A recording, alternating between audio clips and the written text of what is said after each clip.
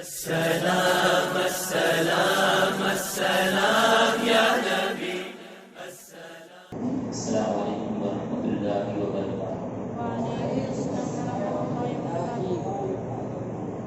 نحمده ونصلي ونسلم على رسوله الكريم اما بعد فاعوذ باللہ من الشیطان الرجیم بسم اللہ الرحمن الرحیم قل لا اسألكم علیہ اجرا الا المودة فی القربى صدق اللہ مولانا العظیم وبلغنا رسوله النبی الامین المکین الکریم ونحن على ذلك لمن الشاهدين والشاکرین والمطمئنین والحمد للہ رب العالمین۔ آج نہایت ہی ادب اور احترام کے ساتھ ساری کائنات کے رہبر عقیدت میرے اور آپ کے پیارے آقا جناب احمدی مصطفیٰ حضرت محمد مصطفیٰ صلی اللہ تعالی علیہ وسلم کی بارگاہ گوہرناز میں اپنی غلامی کا ثبوت پیش کرتے ہوئے بآواز بلند ہدیہ درود پاک پیش کیجیے۔ پڑھیے اللہم سیدنا و مولانا محمد وعلی آل سیدنا مولانا محمد بارک وسلم صلاۃ و سلام علیک یا رسول اللہ صلی اللہ تعالی علیہ وسلم۔ اللہ رب العزت کا نہایت ہی فضل و کرم اور اس کا احسان عظیم ہے کہ رب کریم نے مجھے اور آپ کو یہ توفیق عطا فرمائی کہ میں اور آپ یہاں پر امام عالی مقام امام سیدنا امام حسین رضی اللہ تعالی عنہ کا ذکر کرنے کے لیے یہاں پر حاضر آئے۔ اللہ رب العزت میرا اور آپ کا یہاں پر بیٹھنا سننا سنانا اپنی بارگاہ میں قبول و مقبول فرمائے اور دونوں جہان میں ہمیں اس کا بہترین صلہ نصیب فرمائے۔ کل ہم نے حضرات اہل بیت کے تعلق سے بہت سارے آقا رحمت صلی اللہ تعالی علیہ وسلم کے فرامین کو سماعت کیے۔ ہم انشاءاللہ انہی 10 دنوں کے اندر یہ کوشش کریں گے کہ کربلا کے واقعات اور ساتھ ہی ساتھ کربلا کے بعد کے واقعات بھی سمیٹے جا سکے، تو جس قدر ہو سکے ہم جلد ہی آگے بڑھتے جائیں گے۔ آج ہم سیدنا امام عالی مقام سیدنا امام حسین رضی اللہ تعالیٰ عنہ کے کچھ ذکر خیر کو کریں۔ اللہ رب العزت ہمارا یہاں پر یہ ذکر کرنا اپنی بارگاہ میں قبول فرمائے۔ حضرت امام حسین رضی اللہ تعالیٰ عنہ یہ 5 شعبان المعظم سن 4 ہجری کے اندر پیدا ہوئے۔ سن 4 ہجری کے اندر مدینہ شریف میں پیدا ہوئے۔ آقا رحمت صلی اللہ تعالی علیہ وسلم بے پناہ آپ سے محبت فرمایا کرتے تھے، اور کچھ روایتوں میں آتا ہے کہ حضرت امام حسین رضی اللہ تعالیٰ عنہ صرف 6 ماہ کے اندر ہی پیدا ہوئے تھے، یعنی آپ کا عمر ٹھہرنے سے 6 مہینوں کے اندر ہی حضرت امام حسین رضی اللہ تعالیٰ عنہ کی ولادت ہو چکی تھی۔ اور دنیا میں 2 ہی ایسے بندے گزرے ہیں کہ جن کی 6 مہینوں کے اندر ولادت ہوئی ہے اور وہ زندہ رہے ہیں۔ ان میں سے ایک سیدنا امام حسین رضی اللہ تعالیٰ عنہ کی ذات ہے کہ سیدنا امام حسین رضی اللہ تعالیٰ عنہ 6 مہینے کے اندر پیدا ہوئے، اور اللہ رب العزت نے طاقت و قوت اور توانائی بھی انہیں عطا فرمائی۔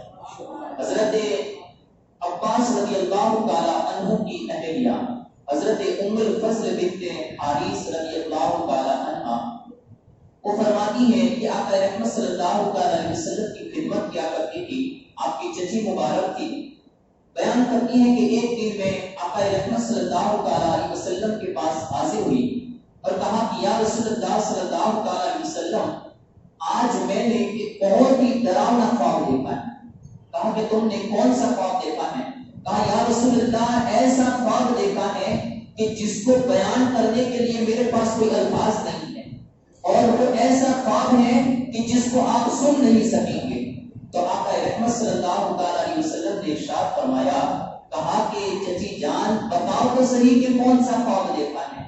تو حضرت ام الفضل بنت حارث رضی اللہ تعالی عنہا نے عرض کی، کہا یا رسول اللہ صلی اللہ تعالی علیہ وسلم، میں نے خواب دیکھا کہ آپ کے جسم سے ایک ٹکڑا کاٹا گیا آپ کے جسم سے ایک ٹکڑا نکالا گیا اور میری گود کے اندر ڈالا گیا، آقا رحمت صلی اللہ علیہ وسلم کے لبوں پر مسکراہٹ آ گئی۔ اور رحمت عالم صلی اللہ علیہ وسلم وہ غیب کی خبریں رکھنے والے آقا اور آگے کا علم رکھنے والے آقا نبی کریم صلی اللہ علیہ وسلم مسکرا اٹھے، کہا کہ ام الفضل اس میں گھبرانے کی بات نہیں ہے، میری بیٹی فاطمہ کے یہاں پر ایک لڑکا پیدا ہوگا اور وہ تیری گود میں دیا جائے گا۔ میری بیٹی فاطمہ کے یہاں ایک لڑکا پیدا ہوگا اور اسے تیری گود میں دیا جائے گا۔ اور واقعی ایسا ہی ہوا، چونکہ حضرت امام حسن رضی اللہ تعالیٰ عنہ یہ بھی شیرواری کے عالم میں تھے، وہ بھی حضرت فاطمہ کا دودھ پی رہے تھے۔ تو جب حضرت امام حسین رضی اللہ تعالیٰ عنہ کی ولادت ہوئی تو انہیں پیدا ہونے کے بعد سیدھا حضرت ام الفضل کی گود میں رکھا گیا اور پھر انہیں کو دودھ پلانے کی ذمہ داری بھی سونپ دی گئی۔ حضرت ام الفضل بنت حارث رضی اللہ تعالیٰ عنہ فرماتی ہیں، وہ صادق المصدوق نبی مکرم صلی اللہ علیہ وسلم جن کا ہر قول، جن کا ہر حرف یہ ہمیشہ ہی سچا ہوا تھا، ان کی آج بھی یہ خبر سچی ہو گئی۔ اور جیسے ہی امام حسین میرے پاس آئے، میں آقا رحمت صلی اللہ علیہ وسلم کے پاس انہیں لے کر گئی۔ نبی کریم صلی اللہ علیہ وسلم نے ان کا نام حسین رکھا اور فرمایا، اللہ کے نبی حضرت ہارون علیہ السلام کے دو بیٹے تھے، جن میں سے ایک کا نام شکر تھا، دوسرے کا نام شبیر تھا، میں نے اپنے بیٹوں کے نام بھی حضرت ہارون کے بیٹوں کی طرح رکھے۔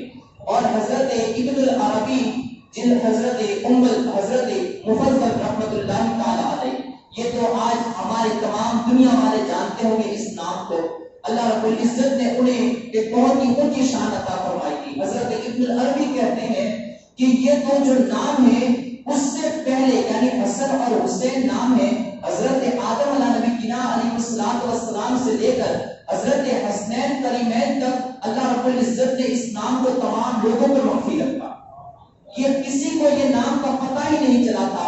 پر جیسے رحمت عالم صلی اللہ علیہ وسلم کے ان نواسوں کی ولادت ہوئی، اللہ رب العزت نے ان ناموں کا ظہور فرمایا، اور جب ان کا ظہور ہوا تو حضرت فاطمہ کے پہلے بیٹے کا نام حسن رکھا گیا اور دوسرے بیٹے کا نام حسین رکھا گیا۔ یہ حضرت امام حسنین کریمین کی یہ ایک انوکھی شان ہے۔ حضرت ابن العربی فرماتے ہیں یہ ایک انوکھی شان ہے جو اللہ رب العزت نے انہیں عطا فرمائی۔ اب جیسے ہی پیدا ہوئے، حضرت ام الفضل بنت حارث بیان کرتی ہے کہ کچھ دن گزرے تھے کہ اس کے بعد نبی کریم صلی اللہ علیہ وسلم نے 7 دن کے بعد حضرت حسین رضی اللہ تعالیٰ عنہ کا عقیقہ بھی فرمایا۔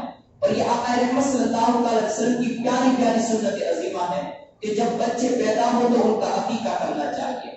الغرض وہ بتاتی ہے کہ جب میں ایک دوسرے کام کی طرف متوجہ ہوئی اور حضرت حسین کو میں نے آپ کی گود میں دیا، جیسے دوسرے کام کی طرف متوجہ ہوئی تو اسی اسنا کے اندر جب کام کر کے میں واپس لوٹی تو آقا رحمت صلی اللہ علیہ وسلم کو میں نے روتا ہوا پایا، اور رحمت عالم صلی اللہ علیہ وسلم یہ رو رہے تھے۔ میں آقا رحمت صلی اللہ علیہ وسلم کی بارگاہ میں عرض کرنے لگی، کہا یا رسول اللہ صلی اللہ علیہ وسلم ما یبکی کا یا نبی اللہ کہ ابھی انت و امی مالک، یا رسول اللہ صلی اللہ علیہ وسلم میرے ماں باپ آپ کو قربان، آپ کو کس چیز نے رلایا ہے اور آپ کیوں رو رہے ہو؟ تو قال اتانی جبرائیل علیہ السلام، آقا رحمت صلی اللہ علیہ وسلم نے ارشاد فرمایا، کہا ام الفضل تو نے تو مجھے ایک خوشخبری سنائی کہ آپ کے یہاں پر ایک بیٹا پیدا ہوا ہے، لیکن ادھر جبریل امین فرشتوں کا سردار جبریل امین حاضر ہوا تھا اور اس نے مجھ سے آ کر کہا فاخبرنی ان امتی ستقتل ابنی ھذا، کہا کہ اس جبرائیل نے کہا یا رسول اللہ صلی اللہ علیہ وسلم یہ آپ کا بیٹا آپ کی امت اسے ایک دن قتل کر دے گی، اسے شہید کر دے گی۔ فقلت ھذا، تو میں نے جبریل سے سوال کیا اور اس سے ارشاد فرمایا، کہا جبریل میرے اس بیٹے کو جس کو اللہ جنتی نوجوانوں کا سردار بنانے والا ہے، جس کو اللہ نے بہت ہی اونچی شان و مرتبہ عطا فرمائی ہے، جس کو اللہ نے میرا بیٹا بنایا ہے اور دنیا میں میرا یہ جنتی پھول ہے، جو علی کا بیٹا ہے، یا اس کو میری امت شہید کرنے والی ہے؟ قال نعم، جبریل امین نے کہا ہاں یا رسول اللہ صلی اللہ علیہ وسلم، اسی بیٹے کو آپ کی امت شہید کرنے والی ہے. اتانی بتربۃ من تربۃ الحمراء، کہتے ہیں کہ جبریل امین نے اس کربلا کی مٹی کو لا کر میرے ہاتھوں میں تھمایا، کہا کہ جس جگہ پر یہ شہید ہونے والے ہیں یہ اس کی مٹی ہے. اب یہ دیکھیے کہ دنیا کے اندر بہت سارے لوگ شہید ہوئے. دنیا کے اندر آپ تاریخ کو اٹھا کر دیکھیے تو ہماری تاریخ کے اندر، چونکہ ہماری تاریخ کو عروج ہی اس وقت ملا ہے جب ہمارے شہیدوں نے خون بہایا، اور یہ واقعی میں ایک دنیا کی عروج کی تاریخ. آپ جس قوم کی بھی دیکھنے جاؤ تو اس قوم کو عروج اس وقت ملا ہے جب ان کے لوگوں نے اپنی قربانیوں کو پیش کیا ہے. جس قوم نے اپنی قربانیوں کو پیش کیا ہے اللہ نے انہیں عروج کا مقام عطا فرمایا ہے. آج ہم چونکہ موت سے ڈرنے لگے اور موت دنیا کے اندر ہماری دلچسپی لگ گئی اور دنیا سے محبت کرنے لگے، آج ہم زوال کی طرف اترنے لگے. ہر قوم نے ہمیں ذلیل و رسوا کر دیا ہے، لیکن وہ ہماری قومیں اور وہ ہمارے دلیر اور شہ سوار لوگ جنہوں نے موت سے محبت کی اور ہمیشہ سربستہ رہے کہ جب بھی اللہ کے نام کے لیے پکارا گیا تو وہ ہمیشہ تیار نظر آتے تھے. ان تاریخ کو اٹھا کر دیکھیے، بہت سارے ہماری تاریخ کے اندر شہیدوں کے نام ہیں. سب سے اونچا نام حضرت حمزہ رضی اللہ تعالیٰ عنہ کا نام ہے.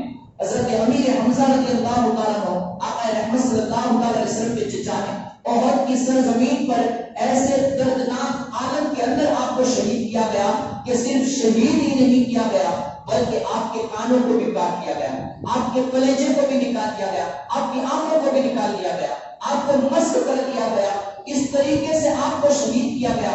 آقا رحمت صلی اللہ علیہ وسلم نے آپ کو سید الشہداء کا لقب عطا فرمایا کہ یہ شہیدوں کے سردار ہیں. لیکن آپ دیکھیے حضرت امیر حمزہ کی شہادت بھی اتنی شہرت نہیں رکھتی ہے جتنی امام علی مقام کی شہادت شہرت رکھتی ہے. اور امام حسین کی شہادت کو جو عروج اور جو مقام حاصل ہوا ہے ایسے کسی دوسرے کی شہادت کو حاصل نہیں ہوا. اس کی کیا وجہ ہے؟ آپ دیکھیں کہ ہر بندے کی شہادت کا چرچا اس وقت ہوتا ہے جب وہ بندہ شہید ہو جاتا ہے. جب وہ انسان شہید ہوتا ہے تو اس کے بعد اس کی شہادت کا چرچا ہوتا ہے. یہاں پر امام حسین پیدا ہوئے اور آپ کی شہادت کے چرچے بھی شروع ہو چکے ہیں. امام علی مقام ابھی پیدا ہوئے ہیں اور آپ کی شہادت کے چرچے بھی شروع ہو چکے ہیں. ایک اور روایت کے اندر ہے حضرت ماں عائشہ صدیقہ رضی اللہ تعالی عنہا سے یہ روایت ہے.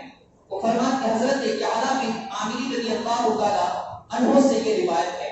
وہ فرماتی ہیں کہ جب آقا رحمت صلی اللہ تعالی علیہ وسلم، حضرت ام سلمہ سے روایت ہے، وہ فرماتی ہیں کان رسول اللہ صلی اللہ تعالی علیہ وسلم جالسا ذات یوم فی بیتی، کہ ایک دن آقا رحمت صلی اللہ تعالی علیہ وسلم اپنے گھر میں بیٹھے ہوئے تھے اور مجھے حکم دیا گیا کہ لا يدخل علی احد، کہ اس گھر کے اندر دروازے پر پہرا دو کہ کوئی بھی اندر داخل ہونے نہ پائے، کوئی بھی اندر داخل ہونے نہ پائے. اور کہتی ہیں کہ ایک بارش کا برسانے والا فرشتہ یہ رحمت عالم صلی اللہ علیہ وسلم کے ساتھ حجرے میں داخل ہوا.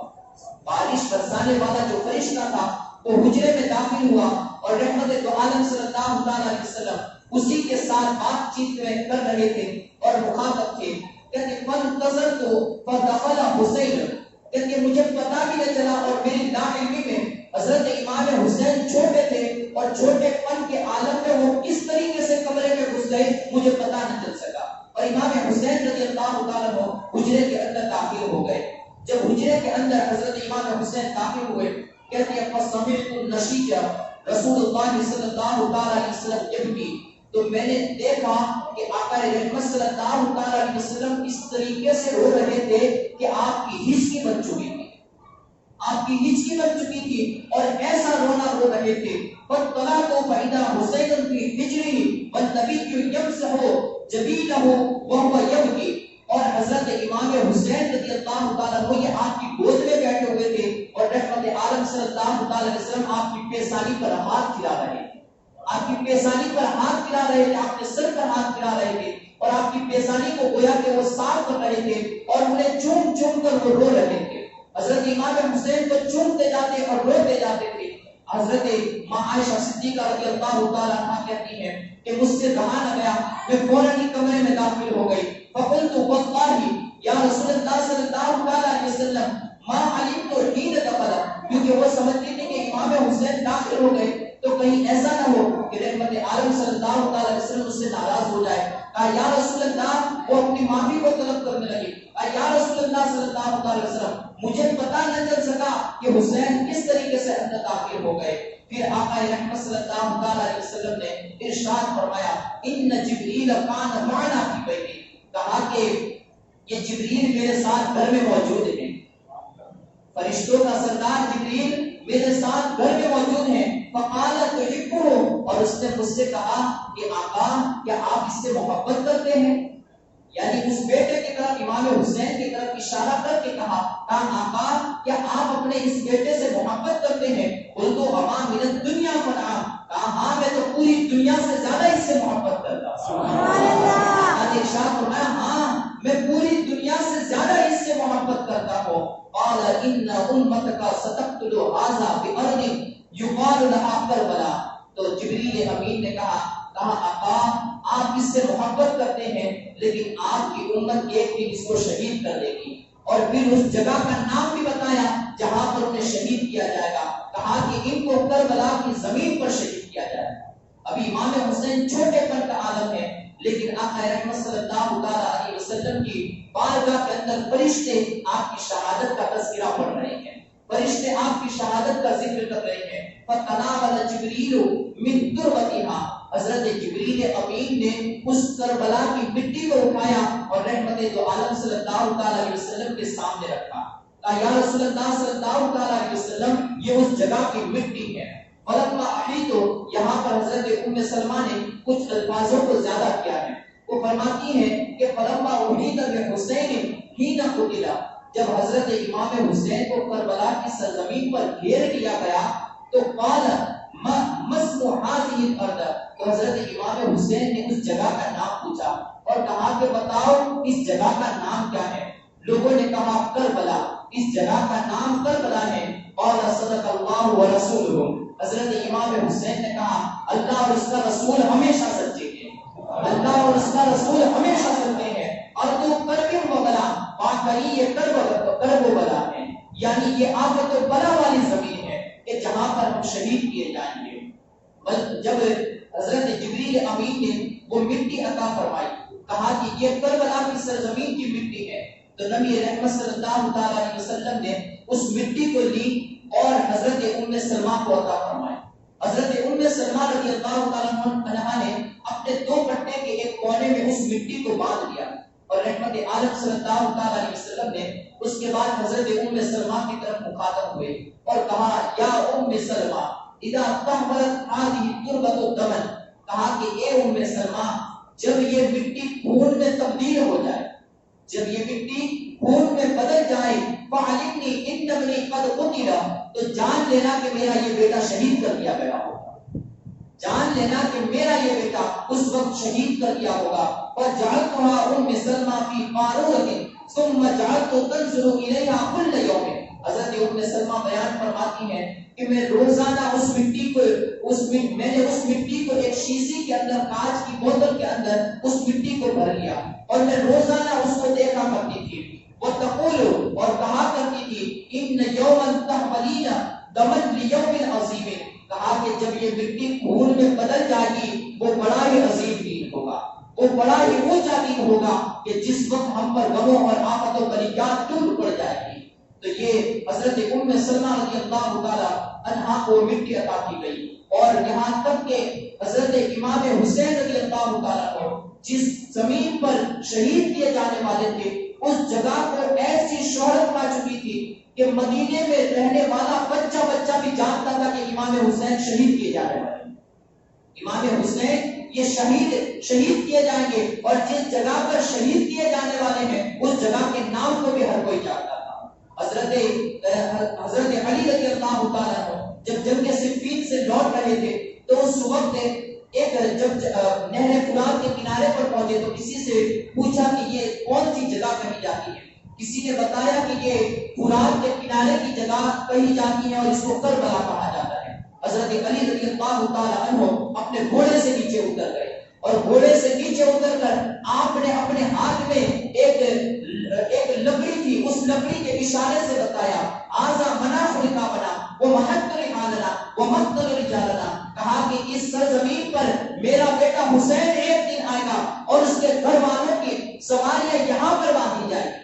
آقا رحمت صلی اللہ علیہ وسلم نے کیسے واضح فرما دیا تھا۔ حضرت علی نے جگہ کو منتخب کر کے بتایا کہ یہ جگہ ہوگی، اس جگہ پر میرے حسین کے گھر والوں کی سواریاں یہاں پر باندھی جائیں گی۔ وہ محط رحالنا، یہاں پر ان کے کجاوے کشے جائیں گے، یہاں پر ان کے خیمے لگائے جائیں گے۔ وہ مقتل رجالنا، اور یہاں پر ان کے آدمیوں کو قتل کیا جائے گا، ان کے گھر والوں کو قتل کیا جائے گا۔ ایسی شہرت کی حضرت امام حسین رضی اللہ تعالی عنہ کی شہادت کی کہ ہر چیز صاف طور پر ظاہر ہو چکی تھی۔ حضرت نبی رحمت صلی اللہ تعالی علیہ وسلم نے وہ مٹی حضرت ام سلمہ رضی اللہ تعالی عنہا کو عطا فرما دی۔ حضرت ام سلمہ نے اسے ایک شیشی کے اندر رکھی۔ اب یہاں پر بس اس بات کو ختم کر کے ہم آگے بڑھتے ہیں، لیکن ایک نقطہ میں آپ کو سمجھاتا ہوا چلوں کہ یہاں پر آقا رحمت صلی اللہ تعالی علیہ وسلم کی اور بھی ازواج ابھی موجود تھی۔ حضرت ماں عائشہ صدیقہ رضی اللہ تعالی عنہا کہ جن کو نبی رحمت صلی اللہ تعالی علیہ وسلم تمام ازواج میں سب سے زیادہ پیار کیا کرتے تھے، حضرت میمونہ رضی اللہ تعالی عنہا، حضرت ام حبیبہ رضی اللہ تعالی عنہا، یہ تمام دوسری ازواج کی تھی، لیکن وہ نبی رحمت صلی اللہ تعالی علیہ وسلم نے مٹی عطا فرمائی تو ام سلمہ کو عطا فرمائی، مٹی عطا فرمائی تو ام سلمہ کو عطا فرمائی۔ اس کی وجہ کیا تھی کہ آقا رحمت صلی اللہ علیہ وسلم نے اپنے پیاری ازواج کو چھوڑ کر حضرت ام سلمہ کو مٹی عطا فرمائی۔ تو یہاں پر عقل پر، آنکھوں پر پردے رکھنے والے اور عقل پر پردے رکھنے والوں کے دماغوں کو کھولنے کی ضرورت ہے کہ وہ نبی غیب دا نبی تھے کہ جو آگے کی خبروں کو جانتے تھے اور جن کے سامنے امت کے تمام اعمال اپنی ہتھیلی کی طرح ظاہر تھے کہ کون دل میں کیا کر رہا ہے، کون سے وقت میں کون پیدا ہونے والا ہے، وہ کیا کرنے والا ہے اور کس وقت کیا ہونے والا ہے۔ اللہ رب العزت نے ان تمام حالتوں کا، ان تمام چیزوں کا اپنے نبی کو علم عطا فرمایا۔ اس وجہ سے حضرت نبی رحمت صلی اللہ علیہ وسلم جانتے تھے کہ ان میں سلمہ ہی ایک اکیلی زندہ رہنے والی اس سے پہلے تیری تمام ازواج کا انتقال ہو جائے گا اور باقی رہنے والی اگر کوئی ذات ہوگی تو ام سلمہ کی ذات ہوگی۔ ام سلمہ کو وہ مٹی عطا فرمائی اور کہا ام سلمہ اس مٹی کو دیکھتے رہنا، جب یہ مٹی بدل جائے خون میں تو سمجھ لینا میرا حسین شہید کر دیا گیا ہوگا۔ تو یہ واضح طور پر یہ حکم دینا کہ اس مٹی کو دیکھتے رہنا، اور جب یہ مٹی تبدیل ہو جائے میرا بیٹا حسین شہید کر دیا گیا ہوگا۔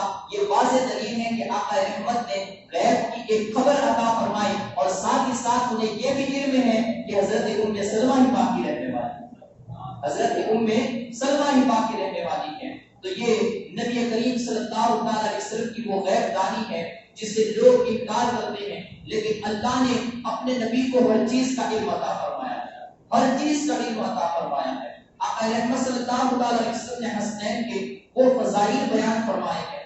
آپ دیکھیں ہمارے گھر بھی بچے ہوتے ہیں، یہاں پر کتنے بھی لوگ ایسے ہوں گے جو نانا بنے بیٹھے ہوں گے، کتنے لوگ ایسے ہوں گے جو دادا بنے بیٹھے ہوں گے، لیکن کیا کسی نے بھی اپنے نوازوں کے ساتھ، کسی نے اپنے پوتوں کے ساتھ ایسا پیار کیا ہے جیسا میرے آقا نے حسنین کے ساتھ پیار کیا ہے؟ آقا رحمت صلی اللہ علیہ وسلم، اگر ہم مانیے کہ آج کل کے لیے آقا رحمت صلی اللہ علیہ وسلم ایک جگہ پر دعوت کے لیے جا رہے تھے، پہلے حدیث مبارکہ کو سماعت کر لیں۔ نبی رحمت صلی اللہ علیہ وسلم ایک جگہ پر دعوت کے لیے جا رہے تھے۔ حضرت یعلا بن عامر رضی اللہ تعالی عنہ سے یہ روایت ہے، کہتے ہیں کہ ہم نبی رحمت صلی اللہ علیہ وسلم کے ساتھ ایک دعوت میں نکلے اور آقا رحمت صلی اللہ علیہ وسلم کے ساتھ اور بھی اصحاب تھے، اور راستہ چلتے ہوئے جب دعوت میں جا رہے تھے تو ایک جگہ پر پہنچے جہاں پر بچے، مدینے کے بچے کھیل رہے تھے، اور ان میں حضرت امام حسین بھی کھیل رہے تھے، امام حسین بھی کھیل رہے تھے۔ نبی رحمت صلی اللہ علیہ وسلم وہاں پر کھڑے ہو گئے۔ اب یہ دونوں جہان کا سلطان امام الانبیاء یہ وہاں پر کھڑے ہو گئے اور کہتے ہیں حضرت یعلا عامری رضی اللہ تعالیٰ عنہ کہ نبی رحمت صلی اللہ علیہ وسلم جب کھڑے ہوئے تو بچے چونکہ وہ وہاں پر ٹھہر گئے اور تمام لوگ آقا رحمت صلی اللہ علیہ وسلم کے جلوہ زیبا کا دیدار کرنے لگے۔ اب حضرت نبی رحمت صلی اللہ علیہ وسلم نے بچوں کو ہنسانے کے لیے حضرت امام حسین کو پکڑنا شروع کیا، اور جب حضرت امام حسین کے پیچھے پکڑنے کے لیے گئے تو حضرت امام حسین کبھی ادھر جا رہے ہیں، کبھی رحمت صلی اللہ علیہ وسلم کی اس ادا کو دیکھ کر ہنسنے لگے کہ جب حسین ادھر جاتے آقا بھی اس طرف دوڑتے ہوئے حضرت حسین کو پکڑنے ادھر کی طرف جاتے، حضرت امام حسین پھر کسی اور طرف مڑتے، آقا رحمت صلی اللہ علیہ وسلم پھر کسی اور طرف مڑتے۔ یہ امام الانبیاء ہے۔ آج ہم میں سے بھی کوئی ایسا کر سکتا ہے، لیکن جس کے کاندھوں پر دو جہاں کی ذمہ داریاں لگی ہوئی ہو، جو ایک ایسا انسان ہو کہ جو امام الانبیاء کہلاتا ہو، اللہ نے جس کو پوری دنیا کی سرداری عطا فرمائی ہو۔ آج ہم میں سے کوئی بڑا ہو تو کسی کو حکم دے گا کہ جاؤ اپنے میرے اس بیٹے کو پکڑ کر لاؤ، لیکن یہ دو جہاں کا سلطان ہے، وہ ہمیں ایک ادب کا طریقہ سکھا رہے ہیں کہ اپنے بیٹوں سے پیار کیا جائے تو اس انداز میں کیا جائے۔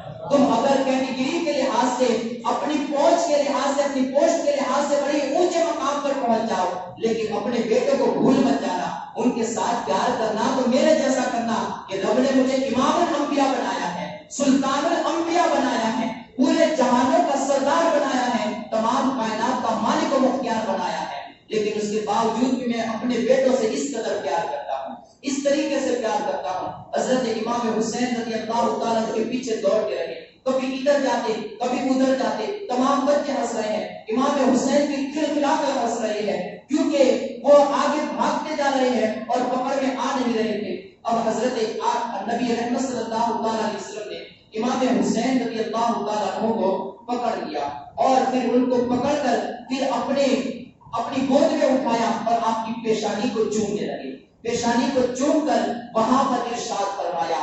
آج تک یہ کلمہ ہم نے بہت مرتبہ سنا ہے، لیکن اب اس کی جگہ سن لیجئے کہ جہاں پر رحمت عالم صلی اللہ علیہ وسلم نے کس مقام پر یہ جملہ کہا، فرمایا حسین منی وانا من الحسین، کہ حسین مجھ سے ہے اور میں حسین سے۔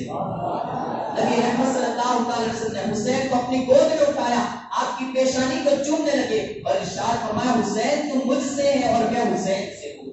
کتنا اونچا مقام فرمایا کہ حسین کے ساتھ دوستی یہ میرے ساتھ دوستی ہے، حسین کے ساتھ دشمنی یہ میرے ساتھ دشمنی ہے۔ اگر کوئی حسین سے عہد کرتا ہے وہ گویا میرے ساتھ عہد کرتا ہے، اگر کوئی حسین کے ساتھ جنگ کرتا ہے گویا وہ میرے ساتھ جنگ کرتا ہے۔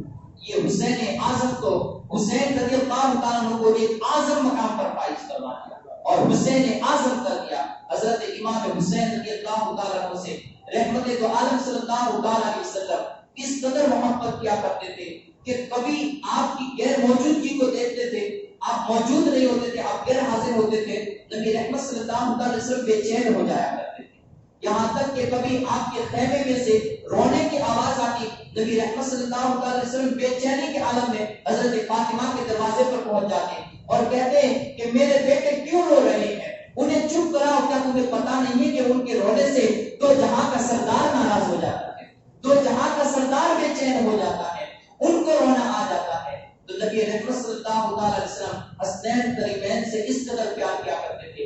ایک دن حضرت سلمان فارسی رضی اللہ تعالیٰ عنہ بیان کرتے ہیں، ایک دن کسی حضرت ام ایمن جو آقا رحمت صلی اللہ علیہ وسلم کی لونڈی تھی اور آپ کی خدمت کیا کرتی تھی، وہ فرماتی ہیں کہ ایک دن حضرت ام ایمن آئی اور آقا رحمت صلی اللہ علیہ وسلم کی بارگاہ میں آ کر عرض کیا، کہا یا رسول اللہ صلی اللہ علیہ وسلم حسنین غائب ہیں اور بہت وقت سے ہم انہیں ڈھونڈ رہے ہیں لیکن وہ مل نہیں رہے۔ نبی رحمت صلی اللہ علیہ وسلم کی مجلس لگی ہوئی ہے اور صحابہ کرام کا ضم کفیر لگا ہوا تھا۔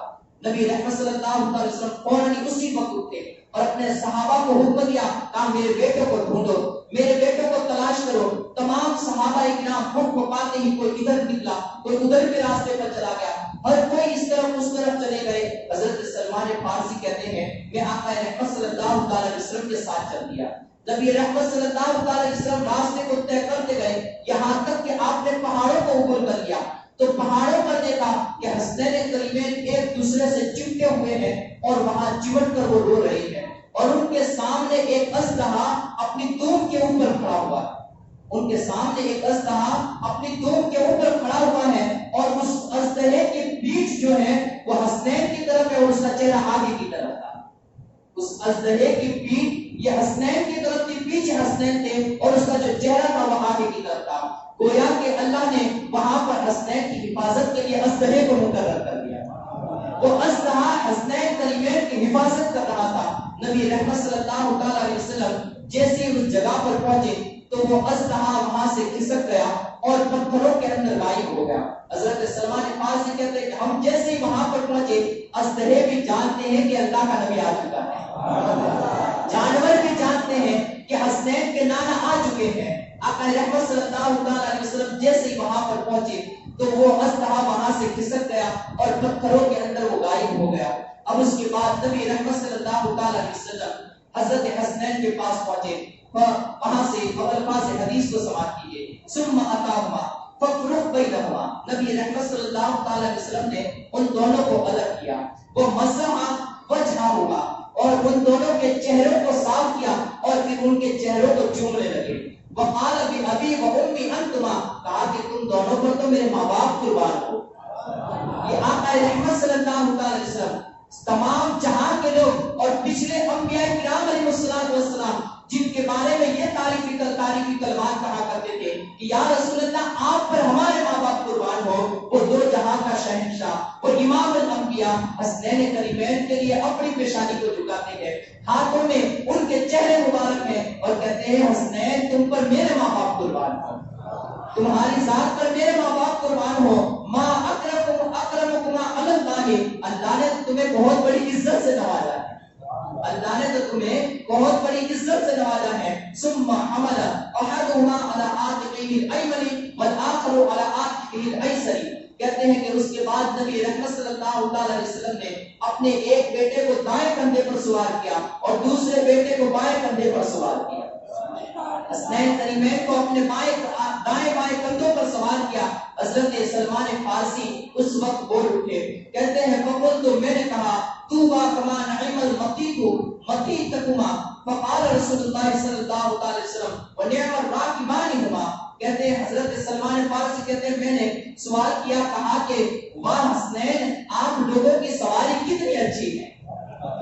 حسن و حسین سے مخاطب ہو کر ارشاد فرمایا, کہتے ہیں میں نے عرض کی کہ حسنین تمہاری سواری کتنی اچھی ہے کہ امام الانبیاء یہ تمہاری سواری بنے ہوئے ہیں اور تم ان کے اوپر سوار ہو چکے ہو.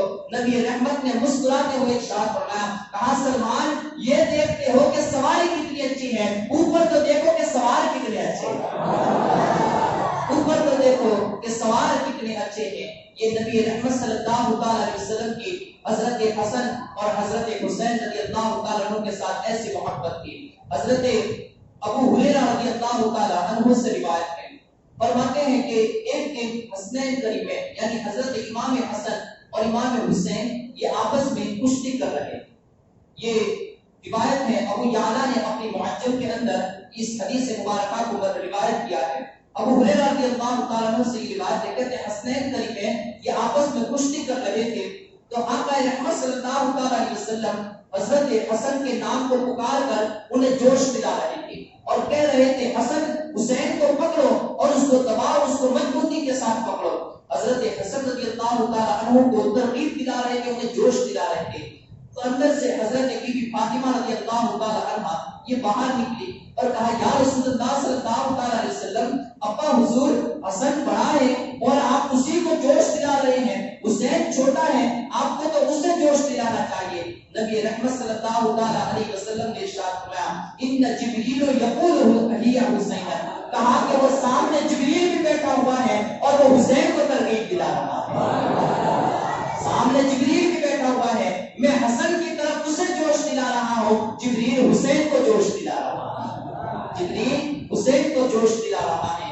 یہ نبی رحمت صلی اللہ علیہ وسلم نے اپنے نوازوں کے ساتھ ایسا پیار کیا اور ایسا پیار کہ اللہ رب العزت نے بھی حضرت جبریل امین جو فرشتوں کا سردار تھا. اب دیکھیے یہ کتنی حکمت والی بات ہے کہ اگر کسی کی ڈیوٹی لگائے کوئی کام کیا جانا ہو تو کوئی عام انسان کرے تب بھی کام ہو ہی جاتا ہے, اگر کوئی اور بھی فرشتہ کرتا تو وہ تمام کام انجام ہو ہی جاتے.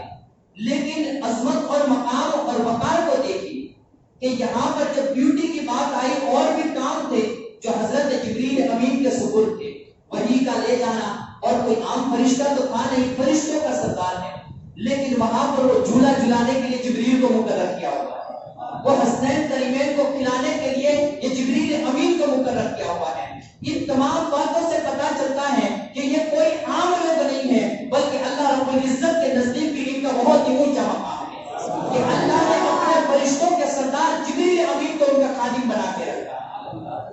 فرشتوں کے سردار حضرت جبریل امین کو ان کا خادم بنا کے رکھا ہے. آقا رحمت صلی اللہ علیہ وسلم کبھی نماز پڑھا رہے ہوتے تو نماز کی حالت میں یہ حدیث مبارکہ ہم سماعت کرتے رہتے ہیں، لیکن جب بھی سماعت کرتے ہیں تو پھر سے ایک نیا عالم مزہ آتا ہے اور ایک دل کو ایک اور بھی ٹھنڈک پہنچتی ہے. آقا رحمت صلی اللہ علیہ وسلم نماز پڑھا رہے تھے اور حسنین کریمین چونکہ نبی رحمت صلی اللہ علیہ وسلم کا جو حجرہ تھا وہ مسجد نبی کے اندر ہی اس کا دروازہ نکلتا تھا اور دروازہ بھی ایسا تھا کہ پہلی ہی صف کے اندر نکلتا تھا. پیچھے تمام صفیں ہوتی تھی لیکن حسنین کریمین جب دروازے سے نکلتے تو سیدھے آقا رحمت صلی اللہ علیہ وسلم کے مصلی پر آ کر ٹھہرتے تھے. اور جب آقا نماز پڑھا رہے ہوتے تو جب سجدے کی حالت میں ہوتے تو کبھی سجدے کی حالت میں آپ کی پیٹھ پر سوار ہو جاتے. راوی بیان کرتے ہیں حضرت عبداللہ بن مسعود رضی اللہ تعالی عنہ سے یہ روایت ہے، کہتے ہیں کہ کبھی حسن گردن پر سوار ہوتے تو حسین پیٹھ پر سوار ہو جاتے، کبھی حسین پیٹھ سے اترتے تو حسن پیٹھ پر سوار ہو جاتے اور حسین گردن کے اوپر آ کے بیٹھ جاتے. اور بیٹھنے کا طریقہ بھی بزرگان دین نے بیان فرمایا کہ ایسے بیٹھتے جیسے گھوڑے پر پلان کر بیٹھا جاتا ہے، گھوڑے پر پلان کر بیٹھا جاتا ہے. حسنین کریمین میرے آقا کیسی محبت فرماتے تھے کہ سجدے کی حالت ہوتی تھی اور حسنین کریمین آپ کے گلے کے اوپر کبھی گردن کے اوپر سوار ہو جاتے، کبھی پیٹھ کے اوپر سوار ہو جاتے اور میرے آقا اللہ کی عبادت کو طول کیا کرتے تھے، سجدوں کو لمبا کر دیا کرتے تھے. اب وہاں پر صحابہ کرام کو تو پہلے پتا تھا، جب پہلی مرتبہ ایسا ہوا، چونکہ حدیث مبارکہ بے شمار ہے، میں آپ کے سامنے ایک مفہوم رکھتا ہوا چلوں. جب پہلی مرتبہ ایسا ہوا کہ نبی رحمت صلی اللہ علیہ وسلم نے سجدے کو لمبا کیا تو جب نماز ختم ہوئی تو صحابہ کرام نے عرض کی، کہا یا رسول اللہ صلی اللہ علیہ وسلم کیا اللہ نے سجدوں کو لمبا کرنے کا حکم دیا ہے؟ کہا کہ نہیں، بس میرے بیٹے میری پیٹھ پر سوار ہو چکے تھے، میرے بیٹے میری پیٹھ پر سوار ہو چکے تھے، اس وجہ سے میں نے اپنے سجدوں کو لمبا کر دیا. کہا یا رسول اللہ ہم تو ڈر ہی گئے تھے کہ کہیں ایسا نہ ہو کہ اللہ کا کوئی حکم آ گیا ہو. اس قدر لمبا سجدہ، یہاں تک کہ ایک روایت میں آیا ہے وہ صحابی کہتے ہیں میں نے 70 مرتبہ سبحان ربی الاعلیٰ پڑھا، سبحان ربی الاعلیٰ، یہ 70 مرتبہ اس تسبیح کو پڑھا. اور عرب کے لوگ بڑے مخارج کے پابند اور ان کی عربی زبان کو جب ادا کرتے تھے تو سبحان ربی الاعلیٰ کہنے کے اندر بھی وقت ہوتا ہوگا. فرماتے ہیں 70 مرتبہ میں نے اللہ کی تسبیح کو بیان کیا اور 70 تسبیح جب مکمل ہوئی نبی رحمت نے اپنا سر سجدے سے اٹھایا. جہاں پر 3 تسبیح کہنے کا حکم، اگر زیادہ بھی کوئی کہنا چاہے تو 7 کہہ لے سکتا ہے.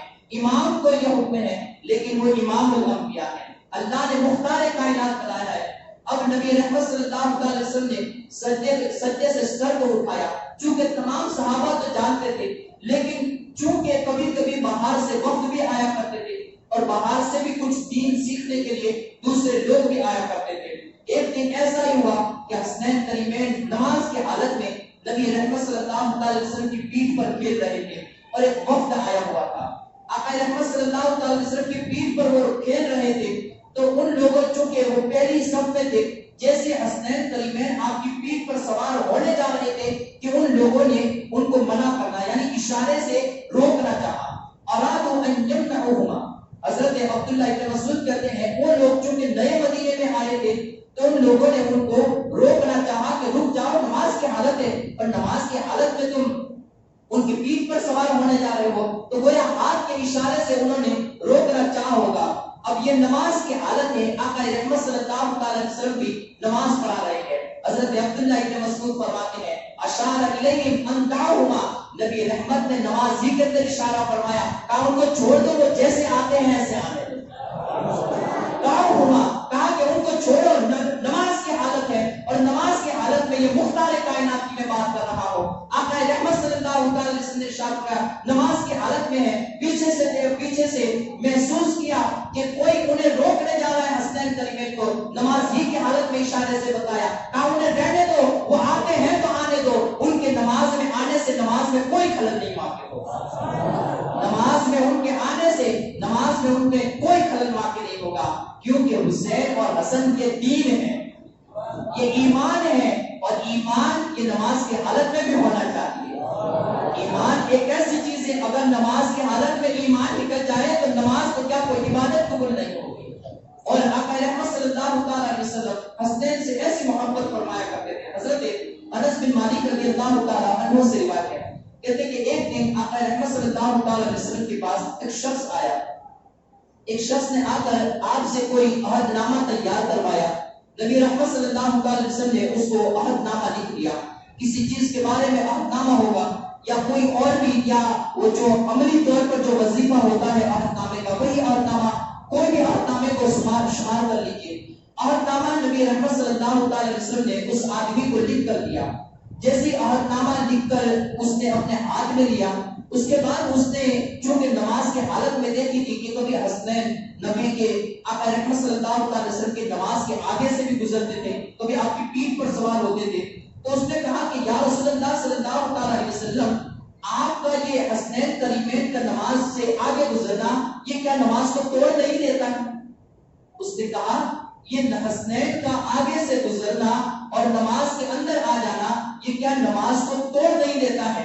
نبی کریم صلی اللہ علیہ وسلم غضبناک ہو گئے اور کہا نبی رحمت صلی اللہ علیہ وسلم نے فوراً ارشاد فرمایا، ناملانی عہد کا، کہ میرا عہد نامہ مجھے واپس کر دو. ناملانی عہد کا، میرا عہد یہ مجھے واپس کر دو. فاخذوا فمسكوه، اور آقا رحمت صلی اللہ علیہ وسلم نے اسی وقت اس کے دو ٹکڑے بھی فرما دیے اور ارشاد فرمایا، ثم قال من لم يرحم صغيرنا ولم يعقل كبيرنا فليس منا ولا انا منه. کہا کہ جو ہم میں سے بڑوں کی عزت نہیں کرتا اور چھوٹوں پر شفقت نہیں کرتا وہ ہم میں سے نہیں. نبی رحمت صلی اللہ علیہ وسلم نے یہاں پر حسنین کے مقام کو بیان فرمایا کہ عہد نامہ مقرر ہو چکا تھا. آقا رحمت صلی اللہ علیہ وسلم نے حسنین کی شان میں ایک گستاخی کرنے والے کے عہد نامے کو پھاڑ دیا. نبی رحمت صلی اللہ علیہ وسلم ایسی محبت حضرت حسنین کریمین کے ساتھ کیا کرتے تھے، اور حضرت حسنین کریمین یہ آقا رحمت صلی اللہ علیہ وسلم کے ہو بہو مشابہ تھے. روایت میں آتا ہے حضرت علی کرم اللہ تعالی وجہ الکریم سے روایت ہے، فرماتے ہیں الحسن اشبہ رسول اللہ صلی اللہ علیہ وسلم ما بین الصدر الى الراس. کہ حضرت حسن رضی اللہ تعالیٰ عنہ سر سے لے کر سینے تک آقا رحمت صلی اللہ علیہ وسلم کے مشابہ تھے. والحسین اشبہ بالنبی صلی اللہ علیہ وسلم ما کان اسفل من ذلك. اور حضرت حسین رضی اللہ تعالیٰ عنہ سینے سے لے کر نیچے تک یہ نبی رحمت صلی اللہ علیہ وسلم کے مشابہ تھے. یہاں تک کہ روایتوں میں آتا ہے کہ جب آقا رحمت صلی اللہ علیہ وسلم کا انتقال ہو گیا، جب صحابہ کرام کو آقا کی یاد آتی تھی تو وہ حضرت حسنین کریمین کو جمع فرما لیتے تھے اور آقا رحمت صلی اللہ علیہ وسلم کی زیارت کر لیا کرتے. آقا رحمت صلی اللہ علیہ وسلم کا دیدار انہیں نصیب ہو جاتا. وہ حسنین کریمین کہ نبی رحمت صلی اللہ علیہ وسلم نے جنہیں جنتی نوجوانوں کا سردار بتایا اور جن کے بارے میں رحمت عالم صلی اللہ علیہ وسلم نے ارشاد فرمایا کہ تم حسنین سے محبت کرو، حسین سے محبت کرو، حسن سے محبت کرو. ان سے محبت کرو گے اللہ رب العزت تم سے محبت کرنے لگے گا. جو حسنین کو خوش کرے گا اللہ رب العزت اسے خوش فرمائے گا. جو ان کی ضرورتوں کو پورا کرے گا اللہ رب العزت اس کی ضرورتوں کو پورا کرے گا. یہاں پر کتنا ایک تعلق قائم کیا گیا کہ حسنین کے ساتھ محبت کرنا، اللہ کا ڈائریکٹ ان کے ساتھ محبت کرنا، اللہ خود ان کے ساتھ محبت کرنے والا ہو جائے گا. اور جو میرے حسن اور حسین کو ناراض کریں گے اللہ رب العزت انہیں ہدایت فرمائے گا. اور روایتوں میں آتا ہے آقا رحمت صلی اللہ علیہ وسلم نے ارشاد فرمایا جس نے میرے حسن اور حسین کو ناراض کیا اللہ رب العزت ہو سکتا ہے اس کا ٹھکانہ جہنم بنا دے، اس کا ٹھکانہ جہنم بنا دے. کیوں؟ اس لیے کہ حسنین کریمین کی محبت یہ اللہ رب العزت نے فرض فرمائی ہے. ان کے ساتھ محبت کرنا یہ اللہ نے فرض فرمایا ہے. حضرت عبداللہ ابن عمر رضی اللہ تعالیٰ عنہ ایک دن خانے کعبہ میں بیٹھے ہوئے تھے اور وہاں سے حضرت امام حسین رضی اللہ تعالیٰ عنہ گزرے. فرماتے ہیں آزا احب اہل الارض و الى اہل السماء یوم. کہا کہ کوئی آج دیکھنا چاہے، تمام لوگ چونکہ حضرت عبداللہ ابن عمر بہت بڑے محدث اور فقیہ تھے تو حضرت عبداللہ ابن عمر کے پاس پورا مجمع لگا ہوا تھا اور حضرت حسین رضی اللہ تعالیٰ عنہ سے گزرے تو حضرت حسین کی طرف اشارہ فرما کے ارشاد فرمایا، کہا کہ اگر کوئی تمام زمینوں میں اور تمام آسمانوں میں سب سے بلند والا اور سب سے عظمت والے انسان کو دیکھنا چاہے تو اس انسان کو دیکھنا. تمام زمینوں کے اندر اور تمام آسمانوں کے اندر سب سے عظمت والے انسان کو دیکھنا چاہے تو حسین رضی اللہ تعالیٰ عنہ کو دیکھتے. یہ کی عظمت و شان ہے. اللہ رب العزت نے آقا رحمت صلی اللہ تعالی علیہ وسلم کے وسیلے سے اور آپ بدولت حسنین کریمین کو بہت ہی اونچی شان و مقام عطا فرمایا. رب کریم ہمیں بھی امام حسن اور امام حسین کی محبت سچی اور پکی محبت عطا فرمائے, ان کے نقش قدم پر چلنے کی توفیق عطا فرمائے. اللہ رب العزت ہمیں ہمیشہ ہمیشہ ان کی تعلیمات پر عمل کرنے کی توفیق عطا فرمائے. وآخر دعوانا الحمدللہ رب العالمین. السلام.